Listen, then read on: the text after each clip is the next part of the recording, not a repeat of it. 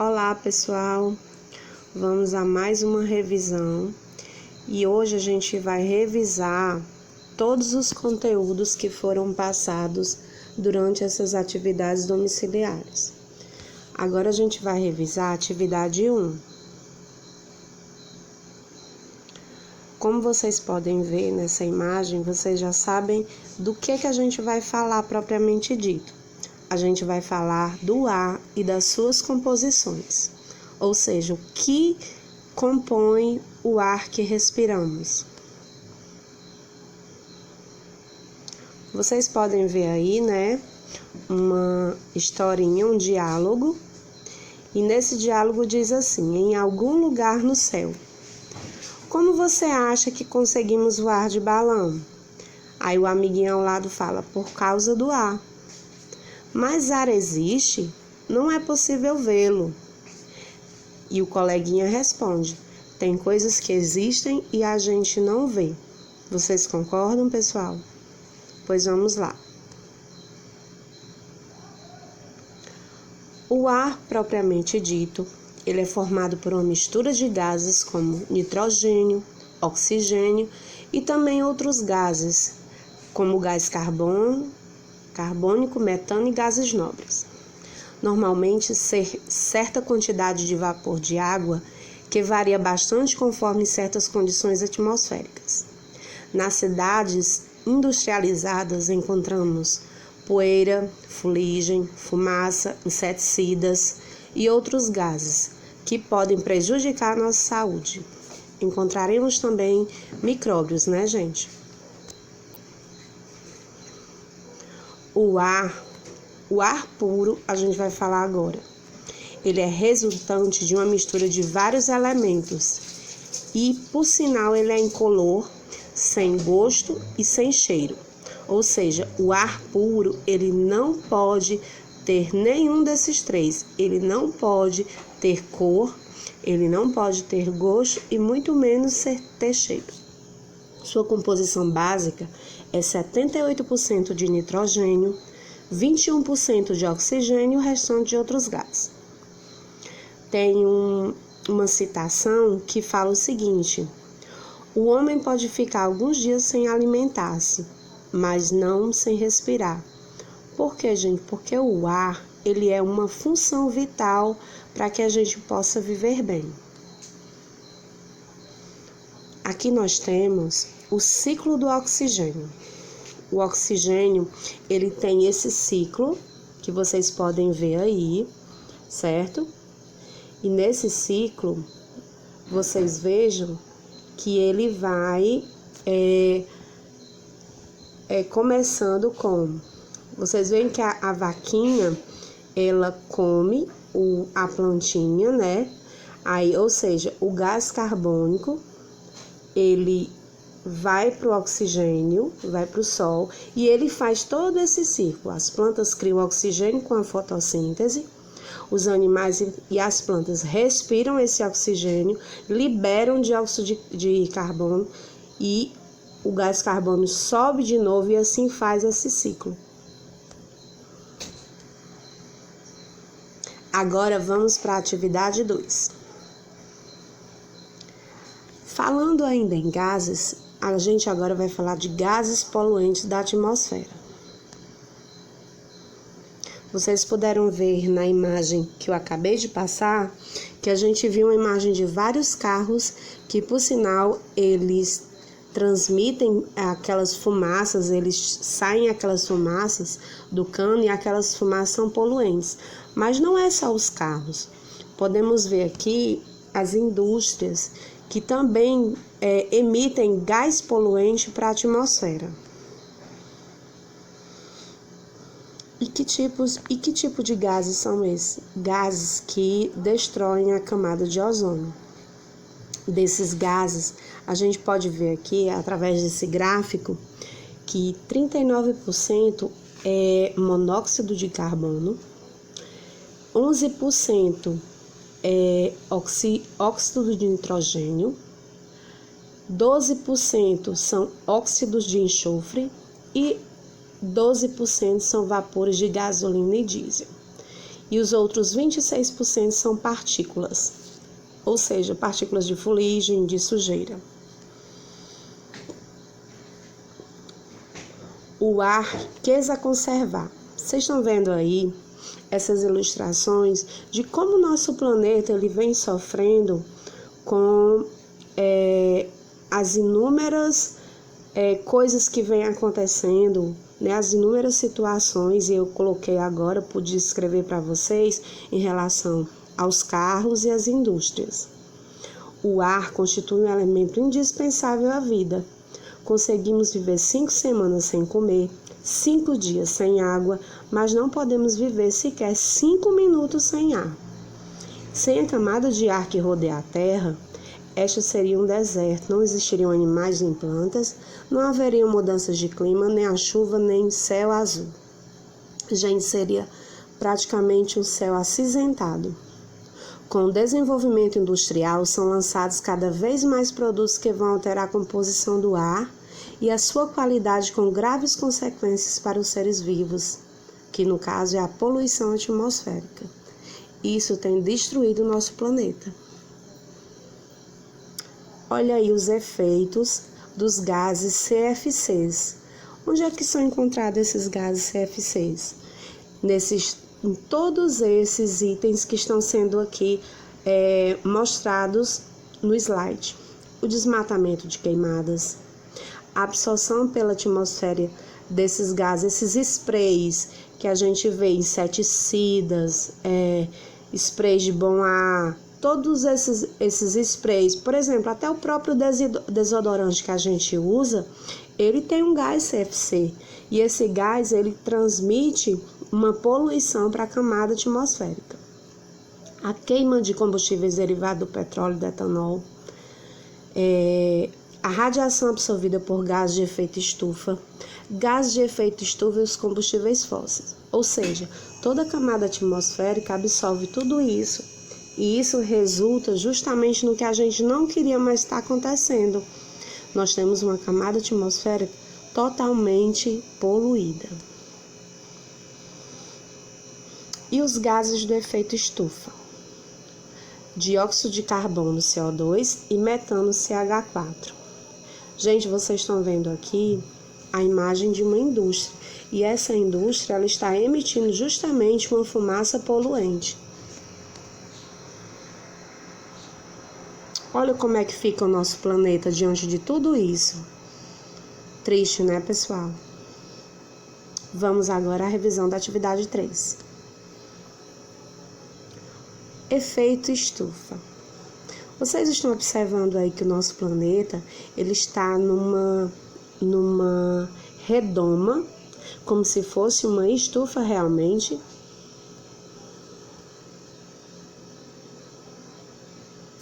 Afinal, o que é esse efeito estufa? Como é que ele acontece? O que é que piora ele? Aliás, quem piora? Quais são as consequências? Como a gente pode combater? Ele é um fenômeno natural que permite a vida aqui na Terra. A gente pode combater investimento em fontes de energia limpa, que infelizmente é o que não tem acontecido, né, pessoal? Mas como assim a gente pode transmitir uma energia limpa? Olha, o reflorestamento aqui é uma das fontes renováveis, e as fontes renováveis vêm justamente ajudando o efeito estufa. Quais são essas consequências do aquecimento global, pessoal? Enchentes, alterações climáticas, degelo nas calotas polares, desertificação.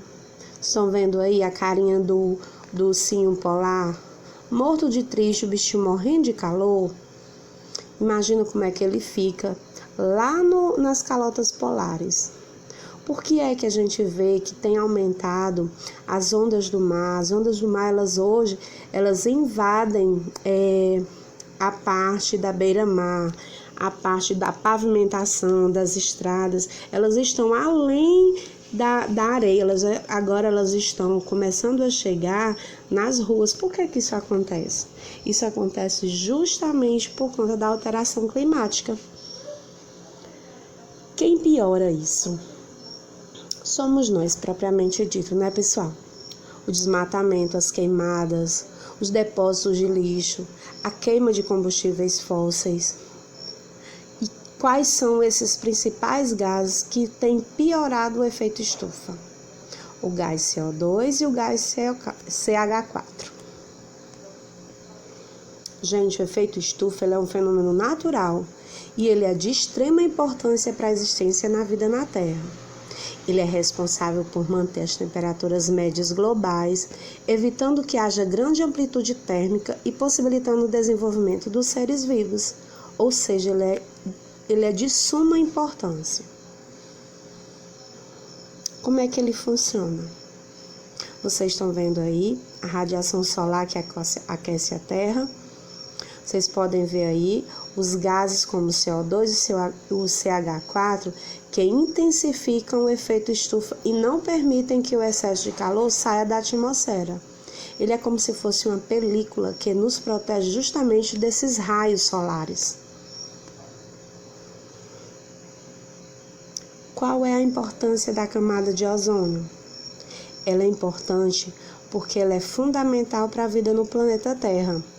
É justamente a camada de ozônio, pessoal, que absorve a radiação UVB do Sol. E assim não permite que essa radiação prejudicial à vida chegue até a superfície da Terra. Vocês podem ver a camada de ozônio, né? Exemplificando como é que é ela lá em cima. Aqui o Sol transmitindo justamente todos os efeitos, né, de raios. Essa radiação aqui, se não tivesse essa camada de ozônio, que por sinal ela tem 35 quilômetros de extensão, como seria, gente? A gente ficaria com muito calor? Não, a gente praticamente não conseguiria viver. Agora vamos à revisão da atividade 4, ok? Vamos falar agora de equilíbrio termodinâmico. Temos aqui, gente, um corpo frio e mostrando aqui como são essas moléculas e como é que elas se movem numa velocidade bem menor. E aqui ao lado direito, temos aqui as moléculas mais agitadas. Por que elas foram mais agitadas? Porque elas foram aquecidas. Lembram daquele exemplo que a tia deu, falando da água quando está fervendo? No momento que ela está fervendo, até mesmo um exemplo que vocês podem ver no cotidiano de vocês, quando a mamãe de vocês está fazendo o almoço, ou seja, qualquer panela que estiver fervendo com um determinado líquido, ou seja, ali está tendo uma agitação de moléculas. Vocês estão vendo aqui? Aqui é justamente uma chaleira. Essa chaleira tem água quente e é justamente dessa forma que acontece a agitação de moléculas. Vocês estão vendo todas essas setinhas? A gente não consegue ver, mas é assim que acontece. O que vem a ser essa temperatura? Que mais uma vez, vocês estão vendo os dois exemplos de moléculas, né? Elas numa temperatura fria, elas mais agitadas, aqui ao lado direito. E a temperatura ela é uma grandeza física relacionada à movimentação das partículas. Ou seja, quando essas partículas elas são movimentadas, ou seja, ela foi aquecida, então isso gerou o quê? Isso gerou uma agitação de moléculas, consequentemente, por conta da temperatura.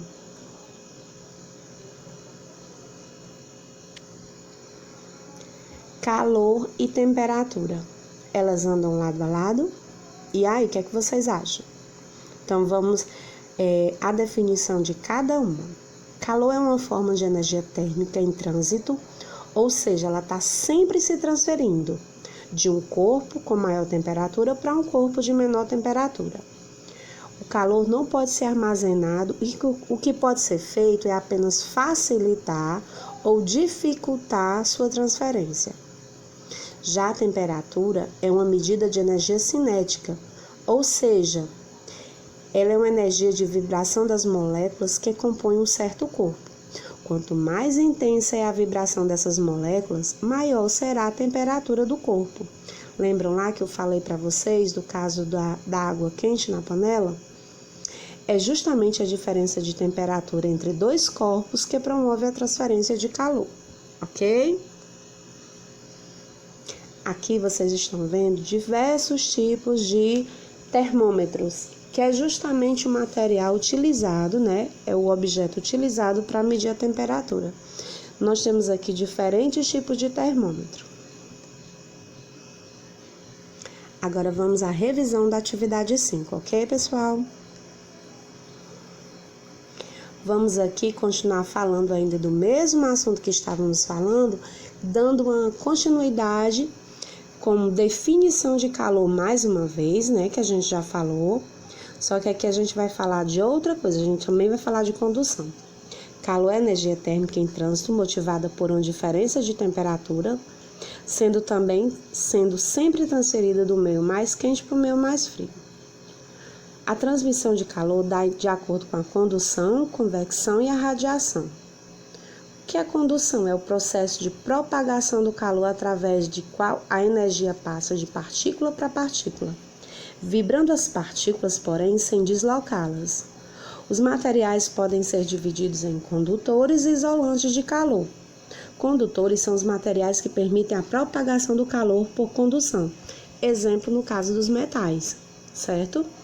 Ou seja, o metal, vocês estão vendo aqui, digamos que isso aqui é uma espátula de metal. Ao lado esquerdo de vocês estão vendo que essa mão está segurando a placa metálica em cima de uma vela. O que foi que ocasionou depois disso com um certo tempo? Vocês estão vendo que a mãozinha dela está vermelha, que a placa de metal ela também ficou vermelha, ou seja, ela foi aquecida, né? Então, isso gerou o que? Isso geraria uma queimadura. Por que que a gente, quando pega na colher, né? Se deixarmos a colher dentro de uma frigideira ou dentro de uma panela com água quente, no caso, a gente vai se queimar. Por quê? Porque a propagação do calor no metal, ela é maior, certo? Aqui vocês estão vendo aqui o exemplo que foi dado, né? Da mão segurando a placa metálica em cima da vela. Vocês estão vendo aqui também, no caso aqui, metais que são bons condutores térmicos e os principais isolantes térmicos, no caso, são a água, o gelo, a lã, o isopor, o vidro, a borracha, a madeira e a serragem. Vocês estão vendo aqui, pessoal, que os materiais que conduzem, né, um certo calor, no caso, são os metais. Aqui nós temos uma xícara de café e vocês estão vendo aqui que essa pessoa está passando uma roupa. O que isso quer dizer? Ele quer dizer que o café ele aquece. Então, tem determinados momentos que a gente precisa desses condutores térmicos. Vamos lá? Agora vamos aos condutores de calor. O calor pode ser transmitido de um material para outro. Vamos aqui aos bons condutores, materiais que se aquecem mais rapidamente. Aí temos o caso aqui do ferro, do alumínio e do cobre. Ou seja, eles aquecem mais rápido. E os materiais que demoram mais para aquecer. Temos aqui o plástico, a madeira, o vidro e o isopor. E os materiais isolantes. Temos aqui a fita isolante, que é muito utilizada pelas pessoas que utilizam objetos de energia, né, fios de energia, para que não venham a levar choque. Temos a borracha, temos aqui uma caixa térmica, né, que ela dentro dela, na sua composição, tem isopor. Temos aqui o plástico e logo acima também eu acho que é plástico. É plástico sim. Então, só para lembrar, condutores térmicos são materiais nos quais o processo de condução do calor é acentuado, No caso, mais uma vez, vamos lembrar que o metal aqui, ó, essa panela que está fervendo aqui, ela é um exemplo disso. Isolantes térmicos, não confundam, tem condutores térmicos, ou seja, que eles conduzem calor, e isolantes térmicos, que eles isolam o calor. No caso, temos aqui o exemplo da madeira e do isopor. Mas o que vem a ser o calor, pessoal? Todos os corpos do universo irradiam calor, o que não significa que todos eles sejam quentes, não, certo? No sentido cotidiano do termo. Calor é a energia do movimento das partículas que compõem a matéria e que se transfere de um corpo para outro. Para que essa transferência ocorra, é preciso que haja uma diferença de temperatura entre eles, entenderam? Ou seja, um tem que estar numa temperatura ou quente ou fria. Então, pessoal, aqui fico um cheiro e boa prova.